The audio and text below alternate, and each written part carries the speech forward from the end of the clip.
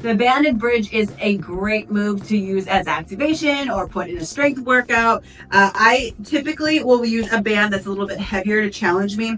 I'll put it right above my knees to start. Since I'm pregnant, I'm going to lay on my side first before I lay on my back. But I am on my back here. I take my feet about hip width. My knees, I drive them out. So already here, I'm feeling activation through my glute meats.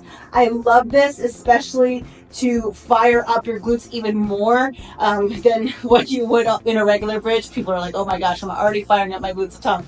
But it just it gets a whole new level of fire in the glutes. So when you do this, you'll start to drive your knees out already when you're in this position. Then from here, you'll keep those knees driven out. As you lift your hips, making sure you're tucking through your pelvis. Obviously, I have my baby bump here, so it might be harder to see, but I'm really tilting through my pelvis, keeping my hips up and coming back down. So there are a few different variations that I'll offer in my programs where it's just a regular tempo, just going up and down. Or we can do isometric holds, which basically means you'll come up and hold it at the top, driving your knees out, keeping that lift through your hips, holding it there. Or we'll go into the eccentric where you go up with your hips and then slowly lower on down.